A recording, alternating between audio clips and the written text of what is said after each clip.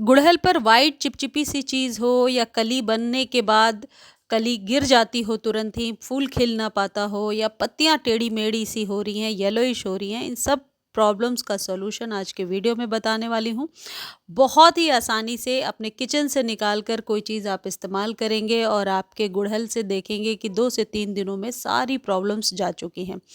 गुड़हल से रिलेटेड 4-5 जो बहुत ही इंपॉर्टेंट प्रॉब्लम है, जो हर बार आती ही है। पहली प्रॉब्लम तो ये है कि गुड़हल पर जब लगातार कलियां बनती हैं, पौधा कमज़ोर हो जाता है और मिलीबग्स का अटैक हो जाता है।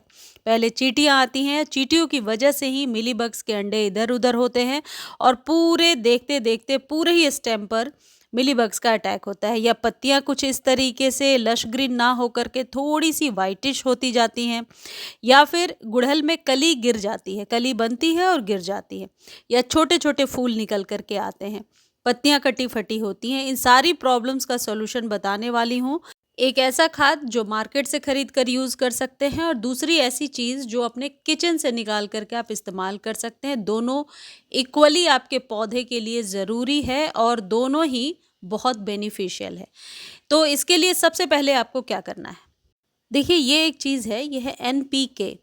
एनपीके 19-19-19 या फिर एनपीके 20-20-20, ये तीनों ही ले सकते हैं। ये एक बैलेंस्ड डाइट होता है आपके पौधों के लिए। जब कभी पौधे में इस तरीके की प्रॉब्लम्स आती हैं जो मैंने स्टार्टिंग में बताया, वैसे में आप एनपीके आधे चम्मच 1 लीटर पानी में डाल करके 7 दिनों में एक बार यदि अपने पौधों पर स्प्रे कर देते हैं, तो आप देखेंगे कि रिजल्ट रातों रात बेहतरीन देखने को मिल रहा है।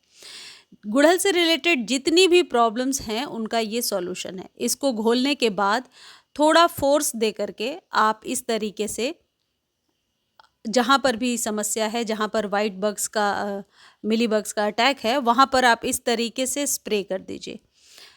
ऐसा करने के तुरंत बाद आपको पानी नहीं डालना है और पौधा धूप में रहे, इस बात का ध्यान रखना है। देखिए, गुड़हल पर मिलीबग्स का अटैक होता क्यों है ये भी जान लीजिए। जड़ों के पास जब लगातार नमी बनी रहती है तो उस नमी वाले जगह पे पहले चींटियां आती हैं और फिर धीरे धीरे वाइट चिपचिपी सी चीज़ हर एक स्टेम में चींटियां ही पहुंचाती हैं और आपका पौधा मिलीबग्स के अटैक में आ जाता है, जिससे कि पौधे में फ्लावरिंग बिल्कुल रुक जाती है और पौधा धीरे धीरे मरने लगता है। वहीं दूसरी तरफ जब पौधा कमज़ोर होता है तब भी मिलीबग्स का अटैक होता है। तो इस बात का विशेष ध्यान रखिए कि गमले में पौधे को हर एक 15 दिनों पर खाद देना ज़रूरी होता है। अब दूसरा जो ट्रीटमेंट मैं आपको बता रही हूँ बहुत ही ट्राइड एंड टेस्टेड है और ये गुड़हल पर बहुत ही बढ़िया काम करता है। इसके लिए आपको सबसे पहले लेना है आधा नींबू। नींबू जो किचन में आसानी से मिल जाता है। ये जो नींबू होता है, यदि नॉर्मली इसको भी आप पानी में डाल करके यदि स्प्रे कर देते हैं तो आप अपने पौधे पर बेहतर रिजल्ट ले सकते हैं। लेकिन इसके साथ यदि आप ये खाने वाला सोडा, जिसे बेकिंग सोडा कहते हैं, इसे, अब यहाँ पर एक चीज़ मैं बता दूँ, बेकिंग पाउडर नहीं लेना है, बेकिंग सोडा लेना है जो खाने में हम इस्तेमाल करते हैं। हालांकि ये जो बेकिंग सोडा है ये छोटे चम्मच से 1 चम्मच लेना है और 1 चम्मच हल्दी लेना है। हल्दी सर्दियों में सभी पौधों पर इस्तेमाल कीजिए, अच्छा काम करता है और एक प्योर आप कह सकते हैं घरेलू फंजीसाइड भी है। अब इसमें आपको 10 ड्रॉप के करीब लेमन जूस डालना है, 10 ड्रॉप के करीब। जैसे ही आप इसमें लेमन के जूस डालेंगे, आप देखेंगे नीचे से इसमें बुलबुले उठेंगे। ये बीज इसमें जा रहे हैं, लेकिन बीज को फिर मैं हटा भी दूंगी। बीज को हटाने में ही भलाई है, तभी आप स्प्रे बॉटल में भर पाएंगे।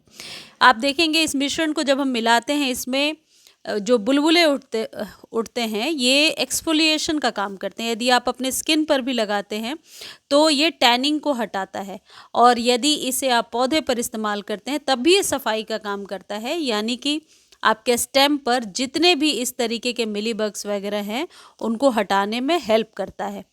ये जो बेकिंग सोडा है ये पत्तियों की सफाई में, कीट नियंत्रण में या मिट्टी के पीएच लेवल को मेंटेन करने में मदद करता है। साथ ही फंगल इन्फेक्शन को रोकता है। जो आपके पौधे में फंगल रोग हो जाते हैं, फफूंदी वगैरह लग जाते हैं, स्लग्स हो जाते हैं या बहुत तरीके के कीड़े हो जाते हैं, चींटियां भी, इन सब से आपके पौधे को दूर रखता है। अब इसको 1 लीटर पानी में मिलाइए और अपने पौधे पर अच्छे से स्प्रे कर दीजिए। 7 डेज के बाद इसको रिपीट कीजिए। और आप देखेंगे आपके गुड़हल का पौधा बहुत ही स्वस्थ हो गया है। और आप जैसा कि देख रहे हैं मेरे पास गुड़हल के बहुत सारे प्लांट्स हैं और सभी हेल्दी प्लांट्स हैं। सब में कलियां 30-40 तो बनती ही हैं 2 से 3 दिनों में। देखिए एक चीज़ और यहाँ पर बता देती हूँ, ये जो केले के छिलके और प्याज वगैरह के छिलके से मल्चिंग करना लास्ट वीडियो में मैंने आपको बताया था, वो सर्दियों में ज़रूर कीजिए। थोड़ा सा मैं दिखाती हूँ कैसे मल्चिंग मैंने किया है।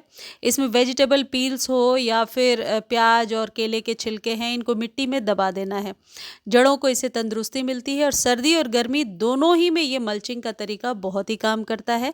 लेकिन धूप लगना आपके पौधे के लिए ज़रूरी है। यदि आपने वो वीडियो नहीं देखा है तो आप उसका लिंक मांग लीजिए और उस वीडियो को देख लीजिए, गुड़हल के लिए बहुत ही बढ़िया है। चीज़ और है कि गुड़हल को हमेशा धूप में रखिए, 4 से 5 घंटे की धूप ज़रूरी है। यदि धूप नहीं मिलता है तो इस पौधे में प्रॉब्लम शुरू हो जाती हैं। गुड़हल पर लगातार कलियां बनती रहती हैं। सर्दियों में भी इसमें बहुत ज़्यादा फ्लावरिंग होती है और हाइब्रिड में भी आप सेम ट्रीटमेंट कर सकते हैं जो मैंने आपको बताया। बेकिंग सोडा वाला ट्रीटमेंट हो या एनपीके वाला, दोनों को 7 डेज़ पर रिपीट करना है। लेकिन गुड़हल की जड़ों में क्या ट्रीटमेंट करना है ये जानने के लिए आपको पुराने वीडियोस देखने होंगे, उनको मैंने रिपीट नहीं किया है। इस तरीके से आप अपने गुड़हल के पौधे का ख्याल रख सकते हैं सर्दियों में। मुझे उम्मीद है ये वीडियो आपको बहुत अच्छी लगी होगी। वीडियो अच्छी लगती है तो चैनल को लाइक, शेयर और सब्सक्राइब ज़रूर करें। धन्यवाद।